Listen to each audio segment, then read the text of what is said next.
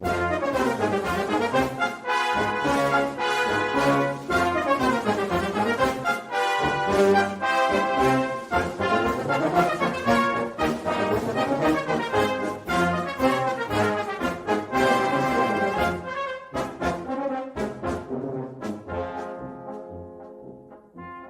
listening to Three's a Crowd, the North East Footy Podcast, with Rye for Boro, Steve for Newcastle United, and Ted for Sunderland.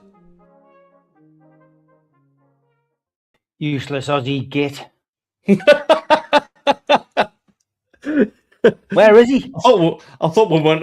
He hasn't replied to me yet. Let's see. Has he even read me message? Oh, we're right. He's obviously he's in a food coma somewhere. Knowing him, I mean, he sits in. He's upset because he hasn't got a clean sweep in the Ashes. That's what it is. Yeah, exactly. Anyway, welcome to the Three's a Crowd, the North East Football Podcast. At least two of us have bothered to get out our pit to come and entertain the masses, whilst the other one just lies in his pit, covered in food. But anyway, this is it. Our final show of 2025, and where do we start? Because I've got to speak about another defeat. I know it's. I watched your game. We spoke about this and we spoke about my rant about only having one Boxing Day game. I'm expecting you to be quite.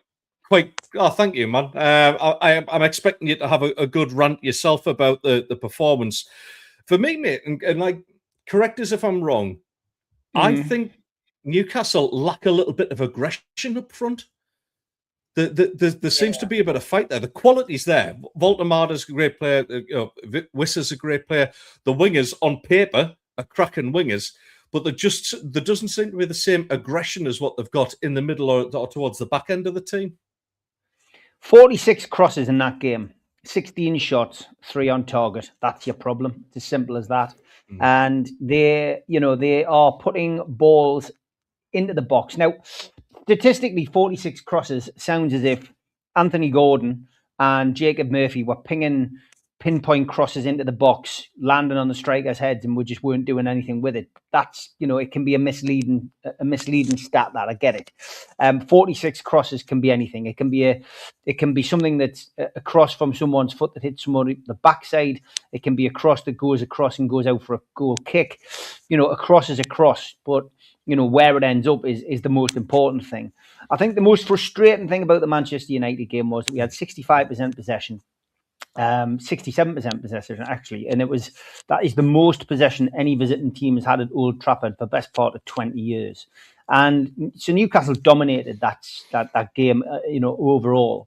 But the frustrating thing for us was that we don't convert chances in those kind of games, and there isn't a plan B. And Howe seems to be reluctant to come up with a plan B. And I think that's what is frustrating a lot of the regular match goers and people who sit and watch it on TV who are called armchair supporters. At the end of the day, it's frustrating everybody. But what it has done is, of course, it's now, caused a massive, falling out of supporters online. Some people are demanding for Howe to be moved on. Other people are saying, you've got to stick with him because of what he's done for us. And you've got some people who are just sitting in the middle and saying nothing. And for me, I had a bit of a rant on my live Q&A yesterday. I'm certainly not Howe out. And, I think Eddie Howe will get time. But it's how much time. This is a period of our season now where we will find out a lot about PIF, more about PIF than we'll find out about other people. I thought it was rather strange timing from Eddie Howe in a press conference. Yes, he's asked a question about the stadium and about the training facilities, but to say that he might not be here when those developments or those changes are made, of course, is going to get the headlines because people are going, well, what on earth does that mean? Is he on his way? Is he thinking about leaving, or is the project going to be so far away that that's why he said it? But it's loads of things which now are causing a complete meltdown on social media. And as Jules says in the chat, the most frustrating element was that was an awful Manchester United team. Park the bus, Man United, and I agree, because they did something which was clever. You've got to say, by Amarin, but not unpredictable, I would have said. I didn't go to the game. I chose to miss that one out because I'm going to Burnley, of course, on Tuesday. Yeah. But Boxing Day, having one game on Boxing Day, which you've already said, it was ridiculous. I just 8 o'clock Boxing Day night wasn't for me. I just didn't want to do that. It cutting into family time. But I felt that in the warm up, Amarin was warming up his back four, and they were practicing in one. Well, his defence were practicing one formation, when in fact, when they lined up, they went out with a flat back four, which of course he said he would never do. So he tried to chuck a curve ball in before the game. Gary Neville saw it, and Roy Keane saw it, and they talked about it before the match, and they both predicted that they would be very surprised if he set up in this particular way, probably set up in another particular way. And it was a gamble by Amarin, but it paid off. And watching Eddie Howe and Jason Tindall standing on the sidelines, looking frustrated, scratching their heads, trying to work out what was going on, was bizarre. It was bizarre. I was thinking, well, obvious what they've done. They've gone to a flat back four, and that they're playing 4-4-2. That's what they're doing. So to not do anything other than on 65 minutes, make the usual changes, which everybody could predict, and still stay one up front when you were losing the game 1-0, I just didn't understand it. And Eddie Howe will point, I guess, to the stats and go, we played well in the second half, we did this, we did that, we just didn't convert our chances. But I just genuinely felt, that game was there for the taking. And what he should have done was he should have left Voldemort on, should have brought Wissa on with him, and we should have, really gone for the jugular. But we just didn't. And that was the frustrating thing. I didn't understand that, Steve. Chasing the game like that, and to take a striker off. All right, they're not like for like strikers. They bring a very different side to the game. But why not take the punt? If Man United, if Amarim can actually, change from the norm and actually go for a 4-4-2, then surely Newcastle United's got to be, adaptable like that as well, and at least go for it a little bit. I mean, we didn't do it at Sunderland. I thought we probably would have learned a lesson, because at Sunderland, had we done the same down there and left Baltimore on, he would have probably been eager to put it right. He'd scored an own goal at Sunderland. He would have been eager to put it right. But rather than taking him off and protecting him, leave him on the pitch to put it right and put Wissa on up front with him. That's the problem that Newcastle fans are, complaining about. People are saying that we're predictable and this, that, and the other. But we weren't predictable at Everton. We went to Everton, we won 4-1. But it's the manner in which we're losing games, and I just genuinely feel that that's what's disappointing people. But it can change, And I've said this for best part of the season. Fulham, prime example. We're teetering above the bottom three. 2 weeks ago, they've won 3 league games, and now they're in the top half of the table, challenging for Europe. So it's not all done and dusted. It's not over in December, and I'm like a broken record when we do this podcast. Nothing is over until May. And it's in May that you judge Eddie Howe. You judge Eddie Howe in May. Newcastle aren't going to get relegated. Newcastle are in the semi-finals of a cup. Newcastle are potentially going to be in the next round of the Champions League fixtures, and they've got the FA Cup to play for. The season isn't over, and Howe really can change things if he gets a grip of what he's doing. There is a lot of talk behind the scenes of unrest. That is the biggest problem at Newcastle at the moment. I have lost track of how many people I've seen on social media over the course of the last couple of weeks talk about Kieran Trippier. We do miss his leadership, and you miss Dan Burns' leadership, but Kieran Trippier allegedly, socialising over Christmas. He's a professional footballer. He's allowed to socialise. He's allowed to have a social life. But people are alleging and saying that he's not in a great place. And I hope he is okay, and I hope everything is all right. But if that's the case, that's not going to go down well in the dressing room. There is talk of a little bit of dressing room unrest, and that there are people who are not doing as not doing as they should be doing, and that's going to cause problems. But this happens during a season. This happens in a season. I still think as well we are suffering a massive hangover from the summer, and it's always going to be a situation that's gonna cause unrest. If a player as big as Alexander Isak leaves the football club, it's going to cause an issue. And your style of play over the last 3 years has been set up to feed one man to score goals, two men if you count Callum Wilson, but obviously Isak was the number one striker.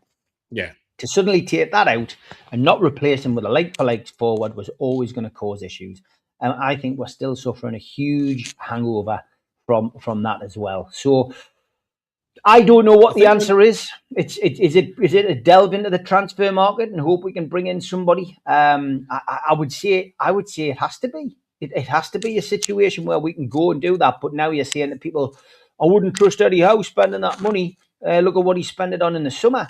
But I say to that, Eddie Howe isn't given the checks to cash during the summer. That was given. That job wasn't given to Eddie Howe. That job was Eddie Howe writes a list, right? But he doesn't go and buy the players. He doesn't go and do that. He gives them a list. We've heard Eddie Howe already say. It's not the model of a modern football club, is it? It's not, man. It's the chief executive. It's the chief executive and the sporting director who make those decisions. The chief executive. He's not the manager. He's the head coach. He's a coach. The chief executive is the one who speaks to PIF and says, how much can we spend? The sporting director is the man who deals with the scouts and says, what have you got for us? And Eddie Howe gives a wish list. That's how it works. Eddie Howe doesn't go out and say X, Y, and Z, and gets them. And that's the problem. That is the problem. And the same goes for outgoings. Eddie Howe is always going to say in a press conference, I don't want to let Alexander Isak, Sandro Tonali, Lewis Miley, the list is endless. I don't want to leave. I don't want to let them leave. He hasn't got an option. If PIF want to sell Joe Linton in January to a Saudi club, which is possible, then that's what's going to happen, I'm afraid. And we've got no say. Eddie's got no say. And that's exactly where we are. But we've gone from having the most unified dressing room for me, I believe it's caused massive unrest, and it's now, results have papered over the cracks. The cup runs papered over the cracks. But for me, I think that's where we are. And that's how we'll answer the boil, Gary. Transfers, some players you'll find will leave in January. I think I'd be surprised if we don't see a couple of names leave in January who we wouldn't have expected to leave in January. I think we will see a little bit of movement. We've just got to hope that we can bring in players to replace, Ruben Neves obviously been rumoured again as well, Steve. I know obviously Barry, who's just commented on there, Barry keeps his spreadsheet. I'm sure Ruben Neves I'd be interested to see how many times his name's cropped up. But obviously he's out there in Saudi at the minute, isn't he? And it might be a convenient swap deal, be a good like for like. Possibly a better footballer in general terms than what Joe Linton is as well. So of course that's all yet to come. I mean, the windows opening in 3 days' time, and some of the rumours going around already are just absolutely insane. We were linked with Harry Kane yesterday, which I never thought in a million years I'd ever be sitting on a live show discussing that. I mean, look, it's anything's possible. Anything's possible. I think Harry Kane will be a target for lots of clubs. In lots of windows. I'm not sure Harry Kane would want to come back. I think Harry Kane at the moment is enjoying his football. He's at a monster of a club, mate, as well. He's at a monster of a club, and he's guaranteed Champions League every year. Why would you chuck that away? Yeah. What, to come back and beat a poxy record in the Premier League, which, let's face it, Alan Shearer's record is a Premier League record only. The leading goal scorer ever is Jimmy Greaves, and no one will ever get close to that. Not even Erling Haaland. But you're telling me that he's going to sacrifice a load of silverware and being a legend in not just England but also in Germany? He's going to sacrifice that to come back and play for any club in the Premier League. It's even better beer over there, mate. He's going It's to trade in all those Oktoberfests and come and drink Madry. Nah, exactly.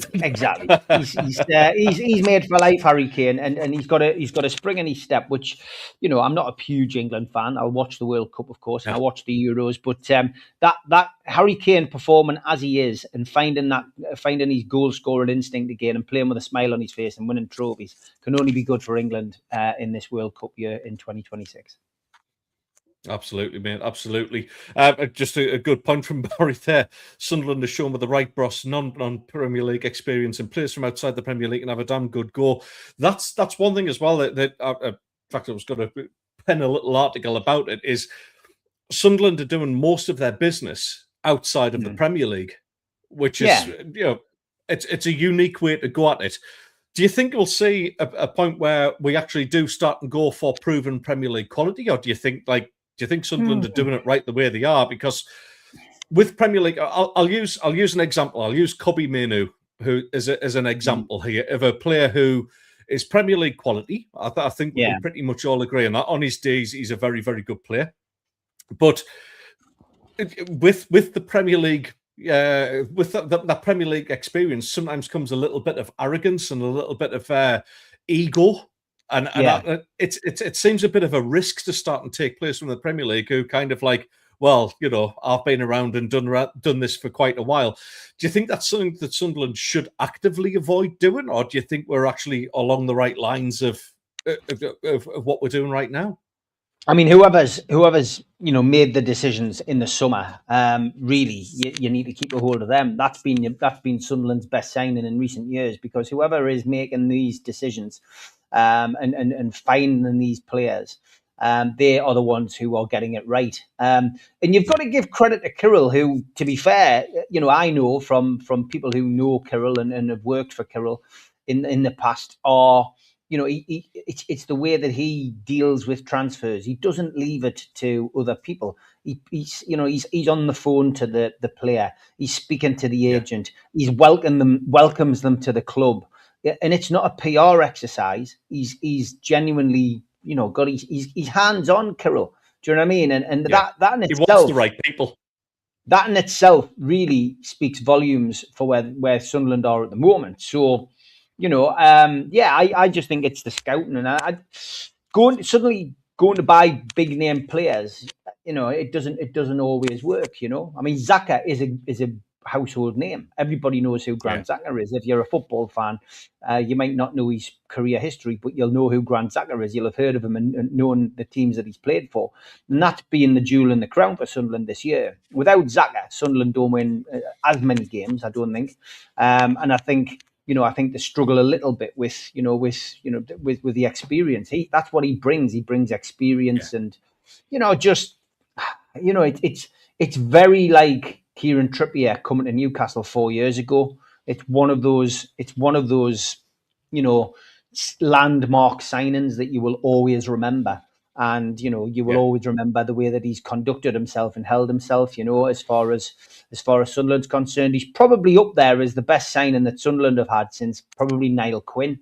Niall Quinn was another one. He was like an established, pro coming towards the back end of his career who went to Sunderland and who was a talisman for them for years and forged a partnership with Kevin Phillips, and then obviously came back and a bit like our Kevin Keegan story, came back and helped Kevin Keegan. Kevin Keegan coming back. Niall Quinn did the same. He's got such an affinity with the club. I think Jermaine Defoe is probably another one who springs to mind who got the club, got the area. Legacy, but yeah. So I mean that's what Granit Xhaka is. He's another one of that kind of blue chip kind of player that Sunderland have managed to attract. And again, that's credit to the ownership who've they've got it right so far. And I think you've said it many times, and other Sunderland fans that I know have said it exactly the same. Oh well, it's only December. Using my kind of mantra, everything can change in the second half of the season. We're hoping to get 40 points, and that's it. But Sunderland, really, I think the players and Granit Xhaka has got the squad believing that they can get into Europe this season, and that's got to be the aim as far as they're concerned.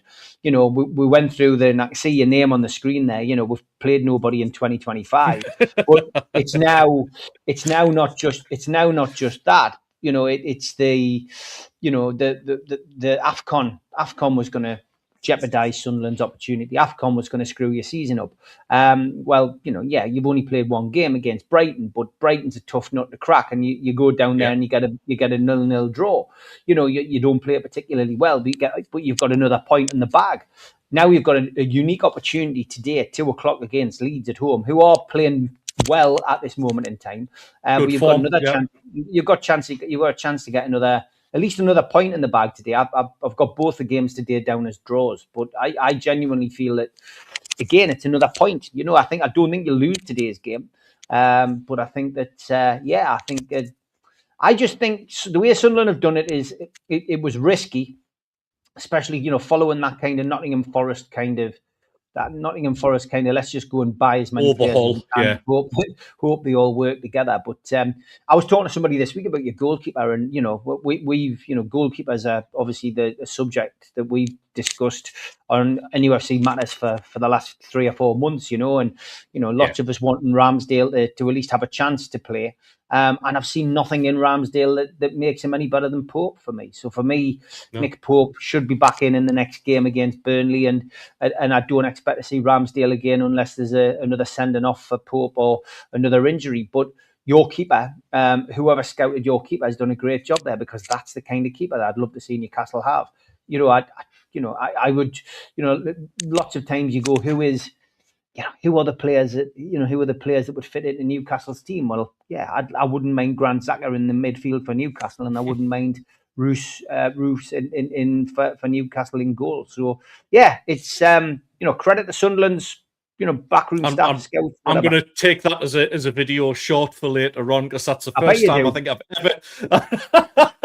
That's the first time I've ever heard you say about a Sunderland player would fit into a Newcastle team. So I think that's it's progress as far as we're concerned, isn't it? But it is. Yeah, it is. I mean, Roof's got won a lot of praise from Peter Schmeichel, of all people. Schmeichel was absolutely raving about him, about the way he dominates his box, he comes for crosses, and that's given us a lot of confidence. Obviously, we talk about Xhaka. I could talk about them all day. Like, I've developed such a serious man crush on Granit Xhaka. It's unbelievable. I've never, ever known a player come into a club and just change its whole philosophy. And literally, from fans to boardroom, the Granit Xhaka effect is absolutely huge. But for me, it's too early to say if he's going to be one of the best signings we've ever made. One with the biggest impact? Absolutely. I've never, ever seen anything like this. He's the best captain we've had, certainly since Kevin Ball. By a country mile, he's the best captain we've had. That's no disrespect about who's gone before, about my feelings on Dan Neil. I don't think he's a Premier League quality footballer, but he wore his heart on his sleeve, and he at least tried when he was in the Championship with us. I just think that Xhaka effect is huge. But what that's doing is lifting the standard of players around him. Roofs, for example, his confidence for a young lad. His first real season in professional football at senior level was last season. And he's come into the Premier League and just looks like he's absolutely owning it. He reminds me actually of like a young Peter Cech. He's got that kind of that dynamicism about. Oh, it was an easy one to say that. It's a good job I didn't have a drink this morning. So there's the same. There's obviously the back line who. 6 clean sheets already this season. The likes of Dan Ballard. Another one where we're going to be lucky to hold on to Dan Ballard, because I think he's starting to win a lot of suitors. Liverpool, obviously, well documented that they've got a bit of a flimsy back four at this moment in time. Dan Ballard would certainly fit their style of play and bring a bit of physicality into it. But right now, I don't think anybody will want to leave that, because the tails are up. The confidence is there. Today is going to be.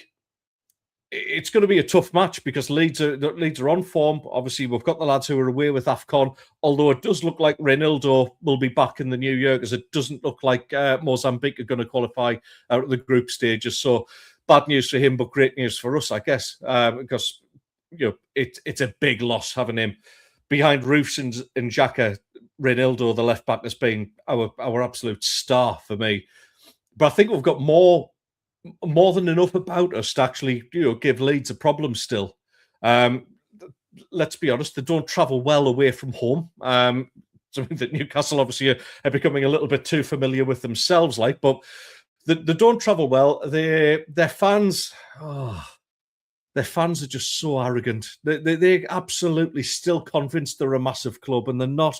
They're absolutely not. I mean, they ran away with the championship last season, but for me, listen, I'd love nothing more than to shut Leeds up. As tough a game as it'll be, because I don't think they've been massively affected by AFCON in any way. But I mean, my prediction, I've gone the same as you. Actually, I've gone a draw as well, but I would just love to see us sneak one over on them. Like I really can't stand them. But yeah. So what needs to happen in January then, mate? Because that's going to be the next thing. Obviously, we're talking about whether Eddie Howe is there or not. Obviously, there's decisions to be made with the playing staff. What for you needs to be addressed from the Newcastle United perspective? We still need a forward. I haven't changed. There's nothing wrong with the back four. The back four at the moment is obviously, it's dilapidated because of injury. I mean, Tino Livramento shouldn't be too far away. Kieran Trippier, is again, it said January. Kraft will be back in January. Dan Burn probably won't be back and fully fit, I wouldn't imagine, until the end of January, start of February. So we will be getting those players back in. So it's pointless signing a defender. We need another striker, and we need a goal scorer. That's what we need. We need somebody who puts the ball in the back of the net, somebody who can get in on the end of those chances that people didn't at Man United. That was the big problem at Manchester United. Two great crosses, one from Gordon, another one from Lewis Hall, and nobody sliding in to tap the ball into the net. Because it's either laziness or it's just not thinking. Whatever it is, they're not capable of doing it, and that seems to be the big issue. So we do need somebody who can get on the end of these crosses and put the ball in the back of the net. And we do need a creative midfielder. We've been crying out for a creative midfielder for the last few years. Somebody like a Peter Beardsley, somebody like a player, just somebody who can turn on a sixpence and create something from nothing. I mean, to be honest, midfield is the big issue, and we've gone on about the midfield three, but Joe Linton is a shadow of his former self. Hence the reason he's been linked with a move, across to Saudi Arabia, in the January window. But we do need another, creative midfielder, and perhaps a combative midfielder, somebody who can prevent. And stop the pressure that, maybe the back four feels on occasions. But we don't need wholesale surgery. We just need to make some valuable additions. That's exactly what we need. But it's the creativity that we don't have. And Eddie Howe was asked about that after the Manchester United game. And, he said, it can be creativity, but it can be other things. And he pointed more to the stats and said that we didn't capitalize on good play, because let's face it, right, against Manchester United, we didn't play badly. We didn't really play badly. No. We just didn't score goals. That's the problem. We just didn't score the goals, and that's the big disappointment. Sorry, mate, I've just got to laugh there. I hate to interrupt, but Jules is right. Your air fryer is ready. Every time I'm on the show, unfortunately, somebody comes. If I'm doing it from the kitchen, that's what happens. And my microphone that I use is so powerful, it does pick up the background noise. So Jules always likes to pick up on the air fryer whenever anybody makes something in the kitchen. How's the bacon, did you say? How's the bacon, did you say? Yeah. Going back to Joe Linton, though, mate, and obviously we didn't see him in the derby, and that was kind of like it was a little bit of a disappointment, to be honest, because like I say, I was looking forward to a blood and snot midfield derby, plenty of tackles flying in and all that sort of thing, and he definitely would have brought that. He got subbed in the last Champions League game. Didn't look happy about it. Obviously, he had that groin problem, and he was taken off as a precaution. He looked pretty temperamental about it. He didn't look happy about it. Sometimes that's great. Sometimes you want a player who's unhappy to come off because they're trying, and that's, they want to be out there, that they think they can have an effect on the game, which is priceless in a lot of cases. You need players like that.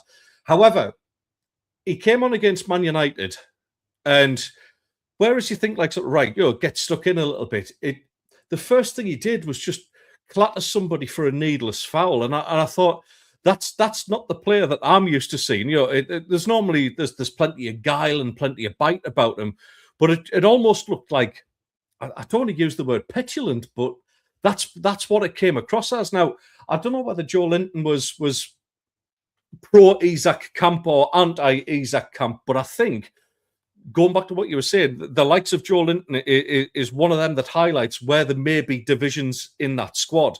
And I don't know whether this has actually come from, look, there's plenty of people in black and white shirts been celebrating Isak's injury. There's others that don't condone going down that line of celebrating people getting injured and their season being over. But is there an element of that in the squad, do you think, that's caused this rift?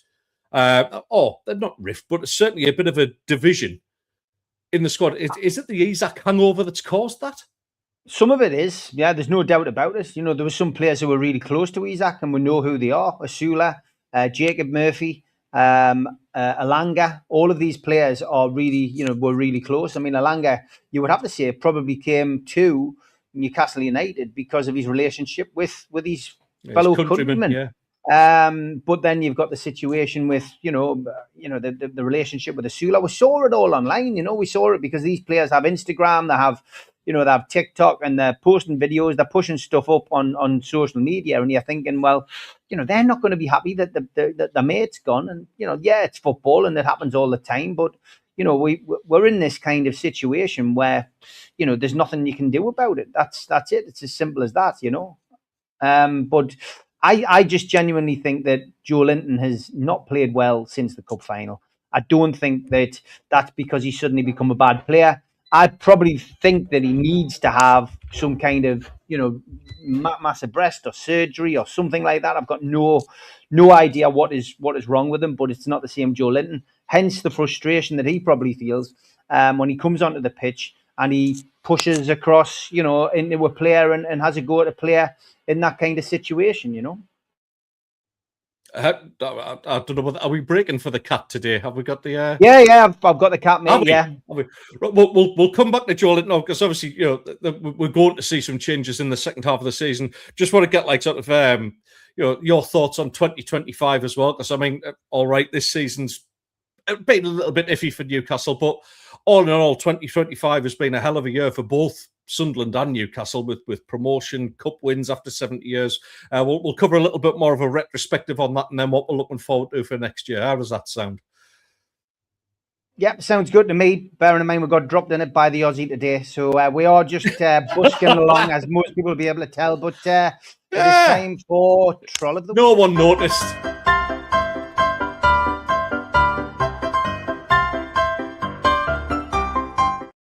Well, if you've got Christmas, give yourself a pat on the back, is what I'd say, first of all.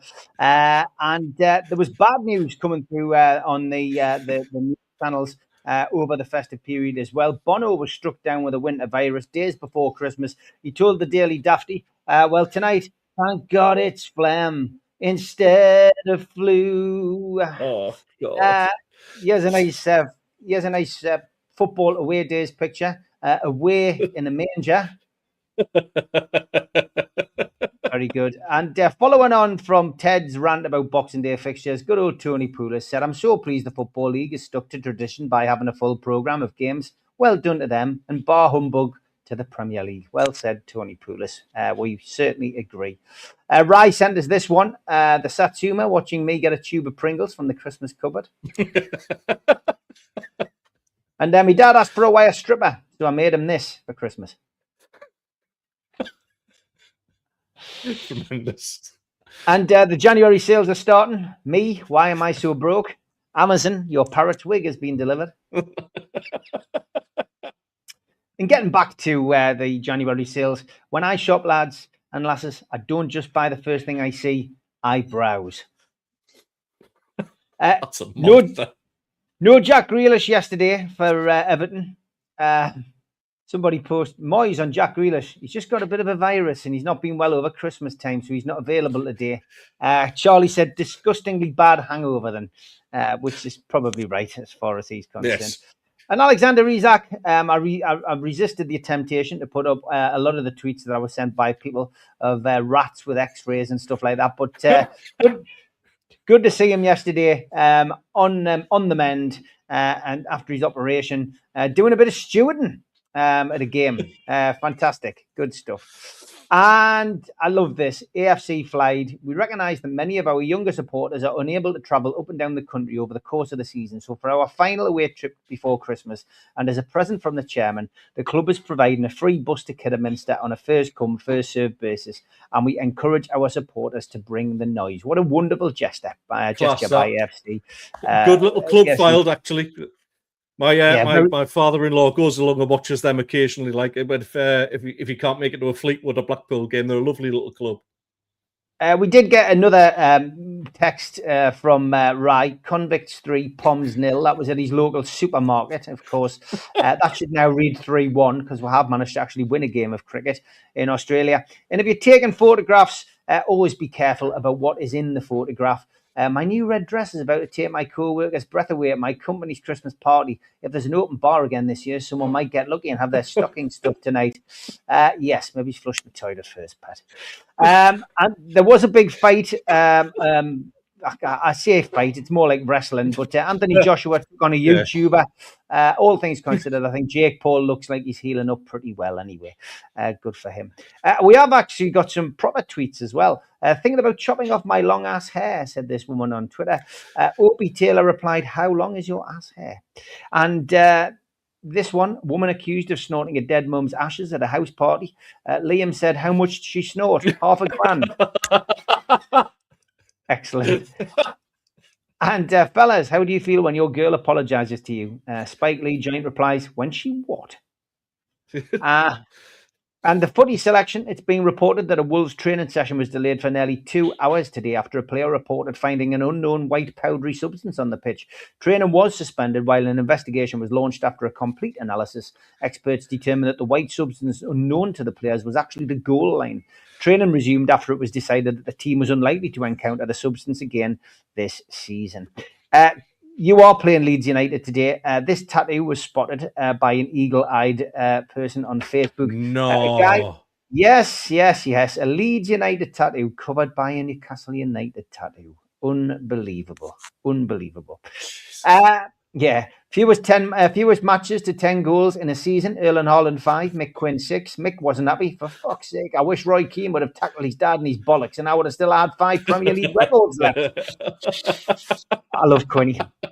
And Peter Crouch, when I was in Liverpool, we did Secret Santa. I got Rafa Benitez. So I got him Jose Mourinho's book. It was a guide on how to win the league. It was when Chelsea were winning everything. I was there when he opened it. Absolutely brilliant. Just how he did that.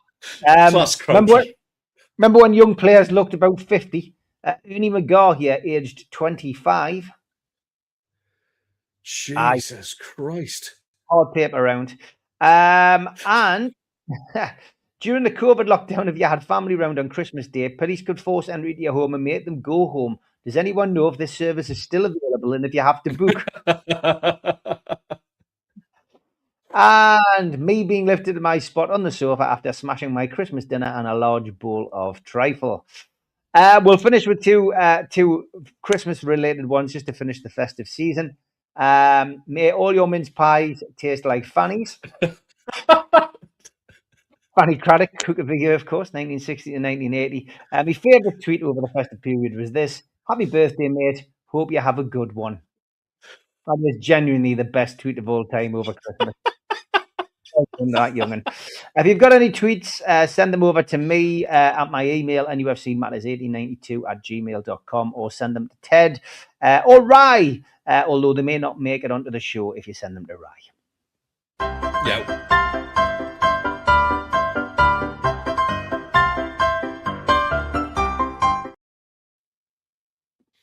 He has been in touch. He has apologised. He's got a few family things he needs to see to. So it's we'll let them off on this one because we do love regards Mick, his dad, who's a feature of the show many times. Yes, he was. Yes, he is. We do want to have him on the show at some point. I have asked the question. I think we need. Not get my dad on. Christ, that's going to be a bit of a challenge. But we do need certainly not in the last 14 years. Anyway, he passed away. It's going to be a bit difficult. But yeah, we need to get the dads on. We need to get some family members involved in this, and just make the show even more uncomfortable than what it normally is. Obviously, 2025, mate, I would assume that the biggest upside for you was actually getting the monkey off the back for Newcastle United, a trophy after 70 years. It's, all right, we're talking last season, but if we're talking the calendar year, it's actually been a bit of a good year. Well, for the two big Northeast teams, obviously Middlesbrough, had a bit of a shaky season towards the end of last season. Didn't go quite as well as what the hoped it would. Look a little bit stronger this time around, but 2025 for us too, mate. Try and put it into words, because it's been a great one, hasn't it?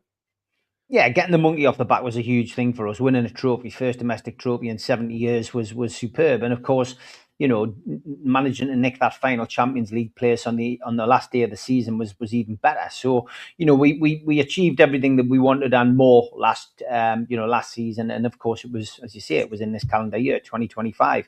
For me, the season, this season it's been up and down. We've been back in the Champions League, and our Champions League performances have been brilliant. We've got 2 games to go in January, and we've got a chance of being in the next stage, which is not something we've even thought was possible 4 or 5 years ago. So, that in itself really deserves to be recognised.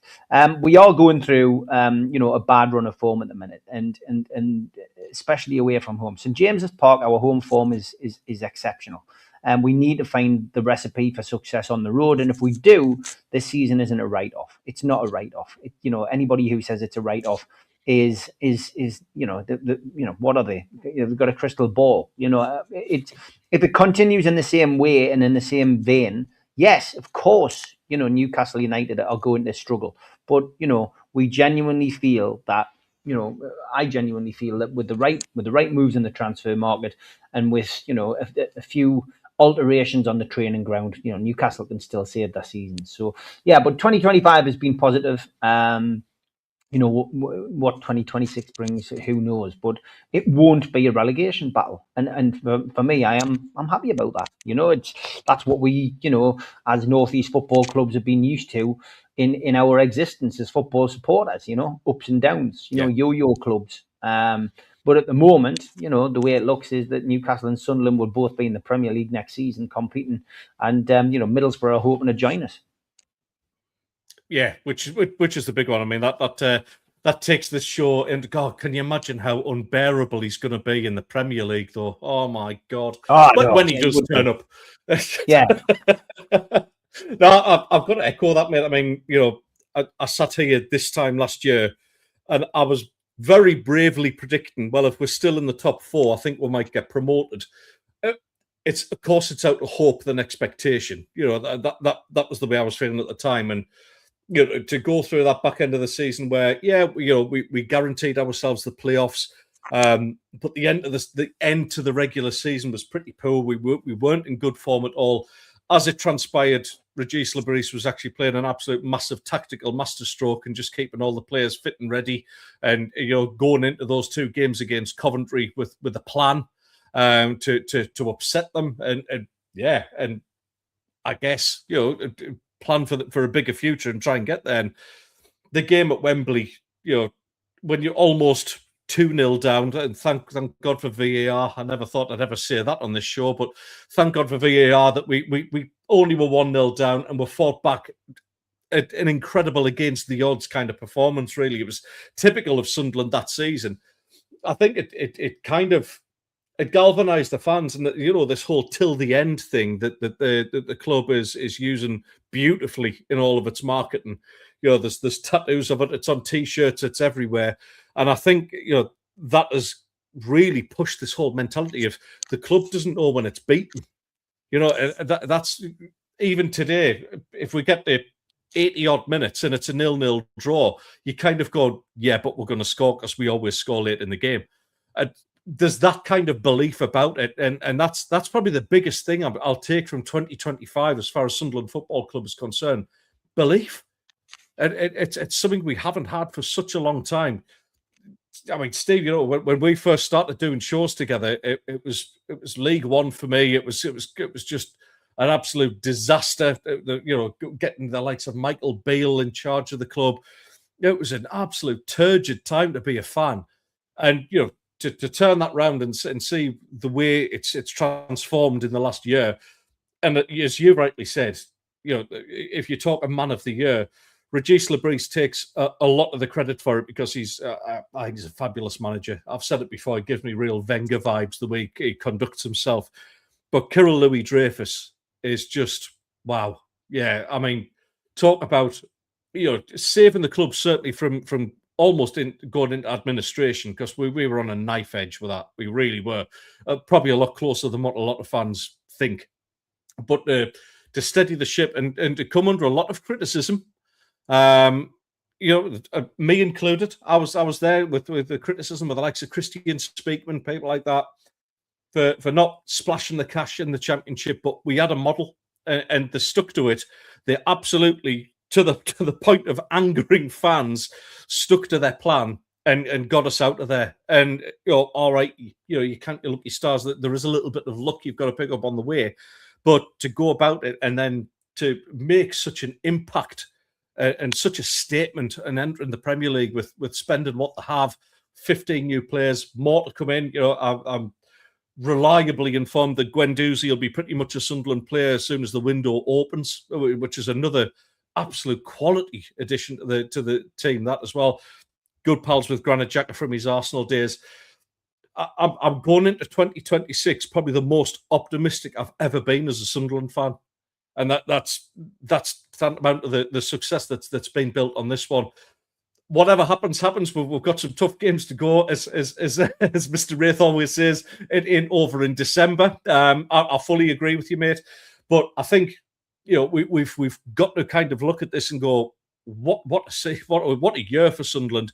And I think we're probably in one of the healthiest positions we've been in a long time. We're finishing this year, whichever way we look at it, the highest position in the last quarter of a century. That for me, it's a weird way of defining success. Success is a weird thing because it's very, it's a weird thing to judge in football. But for us, that is success, and it's a stepping stone towards a really brighter future, mate. I'm well happy with the way the year's gone. Yeah, me too. I've just seen Jules' questions there. My challenge this year, so I'm nearly at the end of my album. I'm nearly at the end of my album challenge. So yeah, I've got one for you actually. I'm going to message you that because I was listening to it yesterday. Right, yeah. I'm going to forward you one over. Yeah, I'm listening to Porridge Radio today. So I'm halfway through their album, which has got a rather interesting title. Just give you 2 seconds. It is called... Apologies, I've been joined by another guest. Rice, Pasta and Other Fillers by Porridge Radio. It's they describe themselves as punk indie. So, yeah, that's an interesting album. So that's it. That's what I'm listening to. But my New Year's resolution for 2026 is I'm going to watch a film a week, one film a week, mobile off, and watch a film a week. It's got to be a film I haven't seen, of course. So that's my challenge. That is my challenge, and I continue to do the poems. I write a poem a day, so I'm 2 years into that challenge. But yeah, it's good. It's good to have different things. Yes, it's a cat, Jules. For me, moving forward in 2026 is going to be it's going to be an interesting one for Newcastle United. It's a transitional period after losing Isaac.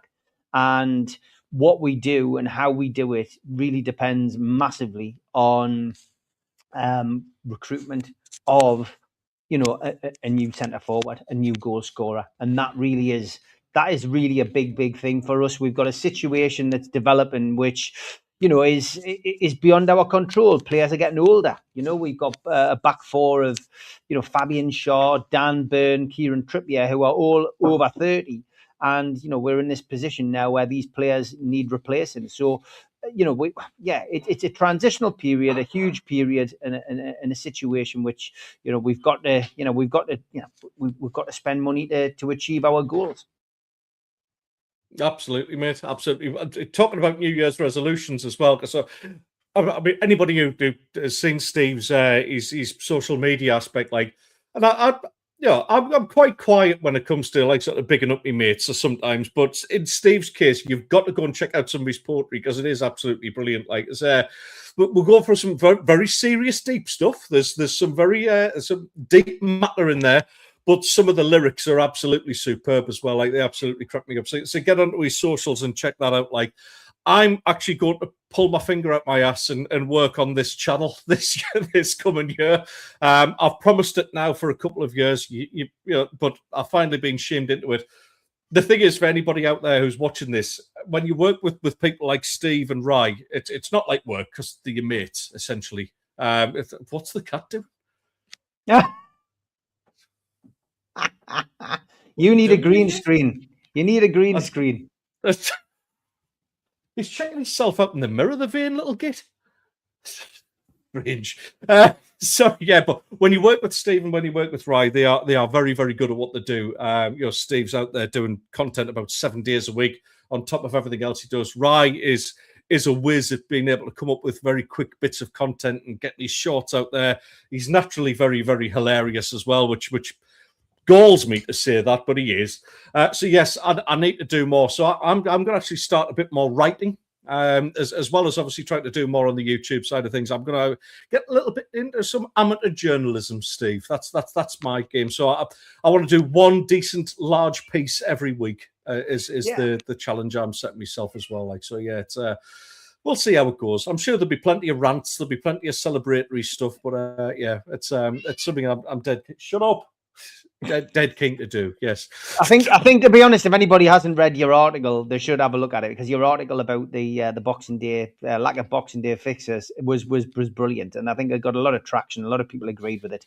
But yeah, mate, that's what you've got to do when you're creative. You've just got to create, and I think I put a post up the other day about acting. I mean that's my passion as an actor. But I've had over 25 castings this year.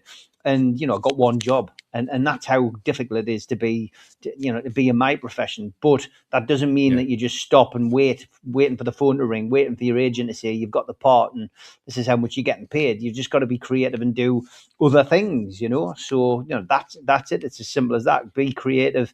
If you can, write your poetry, write a play, get out and chase your own jobs. Don't wait for your agent to get in touch with you. It's just that's what you've got to do. But yeah, good for you, mate. That you need to do it. You're good at what you do, and you're nice of you to say what you say about me and Rye. But it's this show has been successful because all three of us are very good at talking about our respective football clubs and all very passionate, but do it in a nice and polite way. And yeah, we've all had ups and downs, but that's what makes the show a success. Yeah. It's well, yeah. I mean, we got rid of the downside when we left the radio station, and now we're doing the good stuff. So.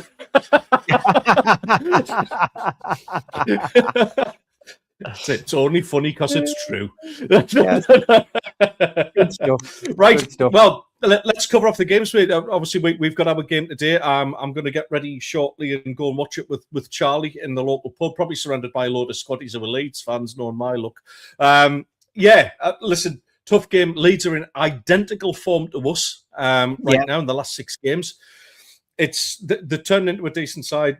Daniel Farke being very complimentary about Sunderland and the way they're done. And he said he isn't even surprised at how well they're doing. He was impressed by them last season. So there's a bit of a love in there. There won't be any love in on the pitch. There won't be any love in on the terraces because there's always been a good bit of rivalry between the two. I'm going to go for a draw. Me head's saying draw. I'm going to go for a 1s each, but yeah, me heart's just telling us we might just sneak a win over the old enemy here, mate. But let's go for a 1s each draw anyway for me. I'm going to go for the same. I do genuinely think that this is it'll be an interesting game. But I'll go 2-2. I think there'll be a few more goals. I think both teams are capable of scoring goals. I wouldn't be surprised to see Sunderland take a bit of a lead and Leeds to peg them back in the second half. But there's definitely a bit of fight in Leeds these days compared to what we saw at the start of the season. So yeah, I'm going to go for a 2-2 draw, which I think will suit both teams. Calvert-Lewin on fire as well at the minute. I mean, a lot of people scoffed that signing, but I think he scored in the last 5 games running. Yes, which is you know, a decent form for a striker. That like, so we were definitely going to have to be on our game for him today. When's your next game, mate?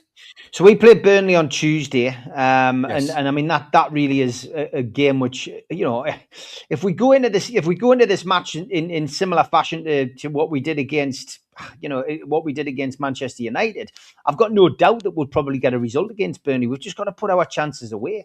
But that's the bottom line. We've got to put our chances away. It's, you know, the season isn't over. Like I keep saying to people, but for us, yeah, we can more than capable of going to Burnley and winning. And you know, suddenly 3 points. You know, then you're going into a home game against Leeds. You're looking at it and thinking, well, Newcastle maybe can, you know, pick up a few points now. You know, we've got Leeds, we've got Crystal Palace. You know, we've got games that we can win. Wolves coming up, so you know I'm not doom and gloom, but I am going to go for Newcastle just to edge it down at Burnley. I'm going to go for a 1-0 win at Burnley for Newcastle to get things back on track on Tuesday night. And you've got Man City on Thursday, I think. Yeah, New Year's Day against Man City. It's I think it was the 95th minute where G actually stuck one past them a good few years ago during the Martin O'Neill era. I'd probably settle for the same, mate. But I can see Newcastle coming away with the 3 points. I think Burnley are deep in trouble, mate. They've shown a little bit of fight. That's certainly a lot more fight than what Wolverhampton Wanderers have, because they're just absolutely dire. But I can't see Burnley getting out of it, unfortunately. I can see a 2-0 win for the Geordies there. Going into our game New Year's Day, because I don't think we'll have a show before then. No, we won't. Do you know what? We're going to do them. We're going to do Man City. I'm going to go for a repeat. I know. I haven't gone for a win all this series so far that we've done. I'm going for a win against Man City. I'm going to say we're going to sneak it. We're going to beat them 1-0. 2-0 to Man City for me. I think Man City are on a good run. Yeah, Man City's too good for Sunderland, and I think Man City will beat Sunderland 2-0. They are neck and neck with Arsenal for a reason, and they are really starting to show their class. And even when they're playing badly, they're still winning games. They didn't play well yesterday in the 1-2-1. So for me, yes, 100%. I genuinely think that'll be a 2-0 win. But yes, all it remains, I guess, is to say Happy New Year to everybody for tuning in. I am back on my own channel tonight, NUFC Matters, with the professionals at 5 o'clock. But have a good New Year, Ted, and enjoy the match today. Buddy, lad. And look forward to. And let's hope Rye's dad's okay, and we will see Rye on the next show in the new year. Happy New Year, everyone. Happy New Year. Take care, everybody. Three's a Crowd podcast will return. That's not a threat, it's a promise.